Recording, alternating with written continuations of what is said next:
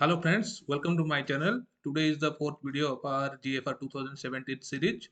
We have completed our chapter 1 and today we are going to discuss some MCQ based on the chapter 2, that is General System of Financial Management. तो चलिए शुरू करते हैं. So today's first question is, which of the following statement are correct?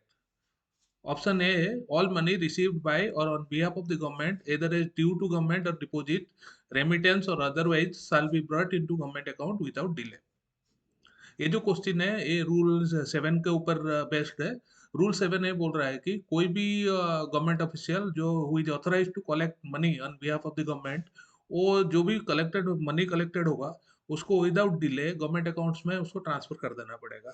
इसका मतलब ये है कि आप जैसे कोई गवर्नमेंट अफसर है, वो रेवेन्यू कलेक्ट कर रहा है या फिर अदर कोई फीस वगैरह कलेक्ट कर रहा है, वो कलेक्टेड मनी को लेके बैठा नहीं रहे और मतलब जैसे कि आज कलेक्ट हुआ और एक महीने बाद गवर्नमेंट अकाउंट में डाल रहा है, ये this is not permissible. He has to deposit the money as soon as possible in the government account. अब ऑप्शन बी बोल रहा है कि article 150 deals with forms of accounts. ये भी करेक्ट है. ये जो आर्टिकल 150 है ये deals with forms of account. Forms of account मतलब फॉर्म्स मतलब क्या है, प्रकार. फॉर्म्स ऑफ अकाउंट मतलब अकाउंट्स कितने प्रकार के होते हैं. जैसे हम लोग ने वो पहले से ही पढ़ रखा है, गवर्नमेंट अकाउंट जो है तीन तरह का होता है: consolidated fund of India, contingency fund of India और पब्लिक अकाउंट्स. तो ये जो अकाउंट का फॉर्म्स है ये आर्टिकल 150 में मेंशन्ड है. ऑप्शन सी में दिया है कि article 283(1) deals with custody, deposit and withdrawal from the government accounts. 283(1) जो है वो ये हमें बताता है कि जो कंसोलिडेटेड फंड है, कंटीजेंसी फंड है और पब्लिक अकाउंट्स है, इसका कस्टडियन कौन रहेगा और इसमें पैसा डिपॉजिट करने का प्रोसीजर क्या रहेगा, उसमें विड्रॉ करने का प्रोसीजर क्या रहेगा. ये जो आर्टिकल 150 और आर्टिकल 281 है वो हमारा ऑप्शन 1 के साथ रिलेटेड है. और जो भी मनी कलेक्टेड होता है और उसको जितना जल्दी हो सके गवर्नमेंट अकाउंट में ट्रांसफर करना पड़ेगा. लेकिन उसको ट्रांसफर करने से पहले आर्टिकल 150 और 283(1) के बेसिस पे जो भी रूल्स रेगुलेशन इशू हुआ है उसको उसके साथ कंपाइल करके उसके साथ मैच करके ही उसी के हिसाब से वो पैसा को गवर्नमेंट अकाउंट में ट्रांसफर करना पड़ेगा. तो होप आपको ये वाला क्वेश्चन पूरा क्लियर है. इसमें तीनों के तीनों स्टेटमेंट करेक्ट है, तो हमारा ऑप्शन रहेगा, आंसर रहेगा option D, all are correct and D is the correct answer. अब चलते हैं नेक्स्ट क्वेश्चन में. इस इसमें है कि which of the following statement are correct. Option A है, according to article 284, all money other than revenue or public money raised or received by the government deposited with any officer shall be paid into the public accounts of India. Article 284 ये बता रहा है कि public accounts of India में कौन सा पैसा deposit होगा. इसमें ये बोल रहा है कि all money other than revenue और पब्लिक मनी रेज्ड और रिसीव्ड बाय द गवर्नमेंट. इसका मतलब है कि रेवेन्यू और पब्लिक मनी रेज्ड और रिसीव्ड बाय द गवर्नमेंट को छोड़ के बाकी जो भी पैसा कोई भी गवर्नमेंट अफसर रिसीव करता है तो उसको कहाँ ट्रांसफर करेगा, वो उसको ट्रांसफर करेगा पब्लिक अकाउंट्स ऑफ इंडिया में. और ये जो रेवेन्यू और पब्लिक मनी रेज्ड और रिसीव्ड बाय गवर्नमेंट, ये कहाँ जाएगा फिर? ये जाएगा कंसोलिडेटेड फंड ऑफ इंडिया में. हो होप आपको इतना यहाँ तक क्लियर है. अभी चलते हैं ऑप्शन बी में. ऑल मनी रिसीव्ड और डिपॉजिटेड विद सुप्रीम कोर्ट और with any other court shall be paid into public accounts of India. ये जो ऑप्शन ए है ये हमारा रूल 8 का 1 है, जीएफआर का रूल 8 का 1 के ऊपर बेस्ड था. ये जो ऑप्शन बी है ये रूल 8 का 2 के ऊपर बेस्ड है. रूल 8 का 2 जो है जीएफआर का, वो बताता है कि जो जुडिशियल रिसिप्ट है वो कहाँ पे डिपॉजिट होगा. अकॉर्डिंग टू रूल 8(2), जो भी जुडिशियल रिसिप्ट है मतलब सुप्रीम कोर्ट या फिर एनी अदर कोर्ट में जो भी पैसा जमा होता है या फिर वो कोर्ट जो पैसा रिसीव करता है वो भी जाएगा पब्लिक अकाउंट्स ऑफ इंडिया में. किसको छोड़ के? Other than high court. High court को क्यों हम छोड़ रहे हैं? क्योंकि हाई कोर्ट जो है वो कोर्ट स्टेट में रहता है. तो हाई कोर्ट में जो भी पैसा रिसिप्ट होगा वो कहाँ जाएगा? जैसे हमारे पास सेंटर में एक है consolidated fund of India, contingency fund of India और पब्लिक अकाउंट्स, वैसे ही हर स्टेट का एक कंसोलिडेटेड फंड, एक कंटीजेंसी फंड और एक पब्लिक अकाउंट रहता है. तो हाई कोर्ट में जो भी जुडिशियल रिसिप्ट होगा, जो भी पैसा रिसिप्ट होगा, वो जाएगा कंसर्न स्टेट का पब्लिक अकाउंट में. क्लियर? अभी चलते हैं ऑप्शन सी में। The head of account to such money shall be credited and with withdrawal of money thereof shall be governed by provision of government accounting rule 1990 and government account rule 1983। अब जो हम option A और B में पढ़े कि जो भी judicial receipt है या फिर रेवेन्यू और public money received by the government को छोड़ के जो भी पैसा है वो हो जाएगा पब्लिक के अकाउंट्स में। लेकिन अ, उसमें ए नहीं लिखा हुआ कि कौन सा हेड में जाएगा। और वो पैसा तो ट्रांसफर हो गया पब्लिक अकाउंट में, और पब्लिक अकाउंट्स में भी तो वेरियस हेड्स है जो हमने पढ़ा था, मेजर हेड, माइनर हेड, सब हेड, वो सब जो क्लासिफिकेशन ऑफ अकाउंट्स है। तो वो कौन सा हेड में जाएगा वो कैसे डिसाइड होगा? वो डिसाइड होगा on the basis of government accounting rule 1990 and central government account rule 1983। ये दोनों जो है हमारा इसमें डीएडी का ऐसा इसका सिलेबस में नहीं है, लेकिन आपको ये याद रखना पड़ेगा। तो ये हो गया हमारा क्वेश्चन। इस क्वेश्चन के भी सारे ऑप्शंस करेक्ट है, तो आंसर डी हमारा करेक्ट आंसर होगा, and D is the correct answer. Next question में चलते हैं। Which of this following statement are correct? Head of the department shall ensure that all receipt and dues are correctly assessed, collected and credited to relevant accounts promptly। जो भी department को government entrust किया है revenue collect करने के लिए या फिर उसके बिहाफ पे मनी रिसीव करने के लिए, तो उस डिपार्टमेंट का जो हेड ऑफ द डिपार्टमेंट है ना, उसका रेस्पॉन्सिबिलिटी है कि वो इंश्योर करेगा जो रेवेन्यू है वो टाइमली कलेक्ट हो रहा है, प्रॉपरली असेस हो रहा है और credited to relevant accounts promptly. मतलब जो रिलीवेंट अकाउंट्स इस केस में क्या है, अगर जो पैसा जाना है कंसोलिडेटेड फंड ऑफ इंडिया वहाँ पे जाएगा, और जो पैसा को जाना है पब्लिक अकाउंट्स में वो वहाँ पे जाएगा। ये सब इंश्योर करने का responsibility head of the department का है।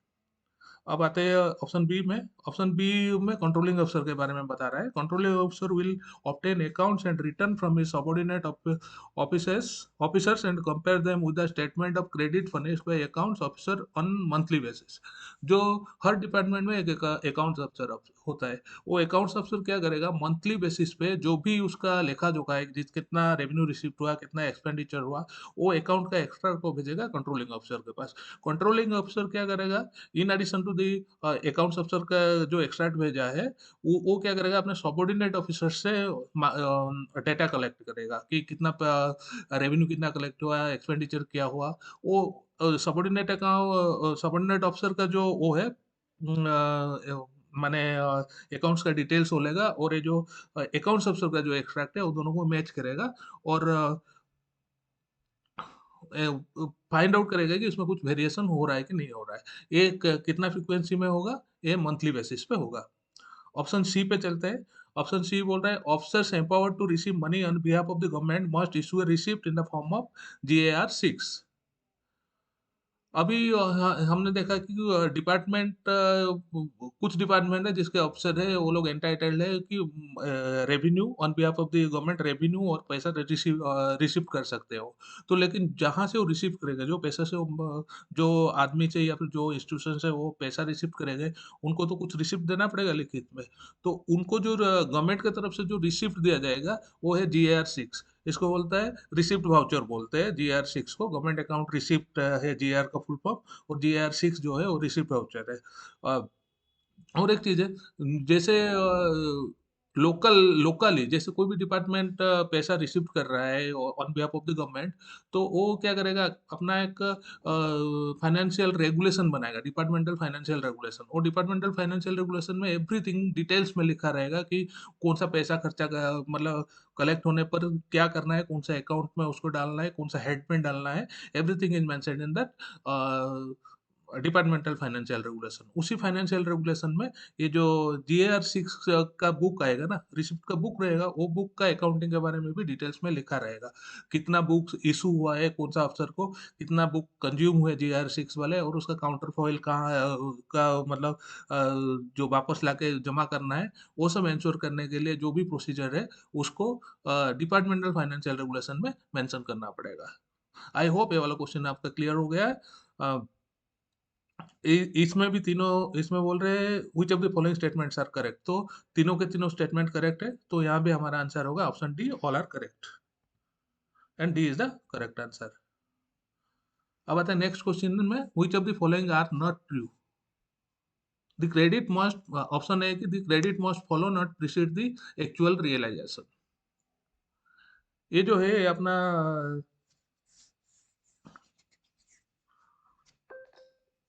ये जो है the credit must follow not precede the actual realisation, ये करेक्ट है, ट्रू है, स्टेटमेंट ट्रू है। एक्चुअली क्या होता है ना, कुछ एक सस्पेंस, कुछ भी कलेक्शन है, जैसे आपका रेवेन्यू कलेक्ट हुआ या फिर कोई फीस कलेक्ट हुआ, तो जब तक वो क्लियर नहीं है कि वो किस हेड पे क्लियर हुआ है, उसको किस हेड पे रिसीव हुआ है, उसको हम गवर्नमेंट अकाउंट में डायरेक्टली क्रेडिट नहीं कर पाएंगे।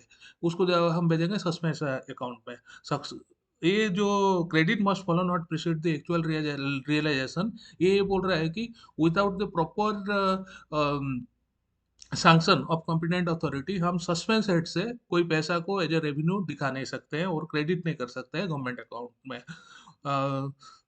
होप ये क्लियर है आपको। Credit must follow not precede the actual realisation का सिंपल सा मतलब है, जब तक हम श्योर नहीं है कि वो कौन सा रेवेन्यू है और किस हेड में आया हुआ है, हम उसको गवर्नमेंट अकाउंट में क्रेडिट नहीं करेंगे। अगर सस्पेंस अकाउंट से कुछ भी हमें क्रेडिट करना है गवर्नमेंट अकाउंट में, तो हमें कॉम्पिटेंट अथॉरिटी से सैंक्शन लेना पड़ेगा। अब आते हैं ऑप्शन बी में, अकाउंट ड्यू टू गवर्नमेंट में be left outstanding without sufficient reason. ये वाला ऑप्शन गलत है, क्योंकि account due to government should not be left outstanding without sufficient reason. जो भी गवर्नमेंट का ड्यू है उसको आउटस्टैंडिंग हम क्यों रखेंगे, रखने का कोई मतलब नहीं है। अगर वो जो आउटस्टैंडिंग है हम कलेक्ट नहीं कर पा रहे, तो उसके बारे में हम अथॉरिटी को बताएंगे कि ये जो पैसा है ये नॉट रिकवरेबल हो रहा है, इसको हम राइट अप करते हैं। तो ऑप्शन बी जो है ये गलत है। ऑप्शन सी में चलते हैं। HOD of the department responsible for collection of revenue will keep the finance ministry fully informed of the progress of collection of revenue under his control and its variation with regard to budget estimate. Okay.